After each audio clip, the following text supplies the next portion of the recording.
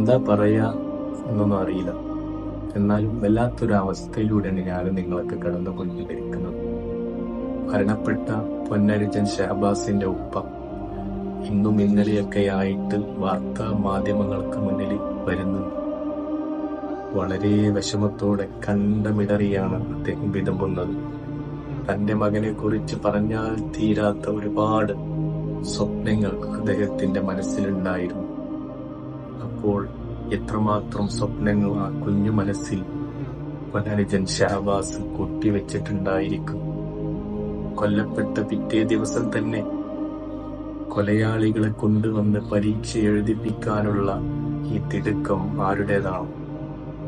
എന്ത് സന്ദേശമാണ് ഇന്നത്തെ യുവതലമുറക്ക് നാം ഇതിലൂടെ നമുക്ക് നൽകാൻ കഴിയുക? എന്നിട്ടും അതിനെയൊക്കെ ന്യായീകരിക്കാൻ കുറെ എണ്ണുണ്ട് നമ്മുടെ നാട്ടിൽ.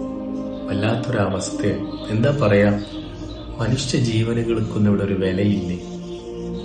ബൈക്കിൽ പോകുന്ന സാധാരണക്കാരൻ ഹെൽമെറ്റിന്റെ ക്ലിപ്പ് ഇട്ടിട്ടില്ലെങ്കിൽ പോലും കേസെടുക്കുന്ന ഒരു ടീമാണ് കൊലപാതകികൾക്ക് സകലമാനം പരിരക്ഷകളും നൽകിയിട്ട് പരീക്ഷയ്ക്ക് ഇരിക്കാൻ അവസരം കൊടുത്തത് എന്ന് ആലോചിക്കുമ്പോൾ ഈ നാട്ടിൽ തന്നെ ജീവിക്കാൻ നമുക്ക് പേടിയാവുകയാണ്. ഇത്തരത്തിലുള്ള മെസ്സേജുകൾ കൊടുക്കുമ്പോൾ ഇങ്ങനെയുള്ള കൊലപാതകങ്ങളും അക്രമങ്ങളും നമ്മുടെ നാട്ടിൽ ഉണ്ടായിട്ടില്ലെങ്കിലേ അത്ഭുതം എന്ന് പറയാൻ പറ്റുള്ളൂ. അത്തരത്തിലുള്ള സ്ഥിതിവിശേഷങ്ങളാണ് ഇവിടെ അരങ്ങേറിക്കൊണ്ടിരിക്കുന്നത്.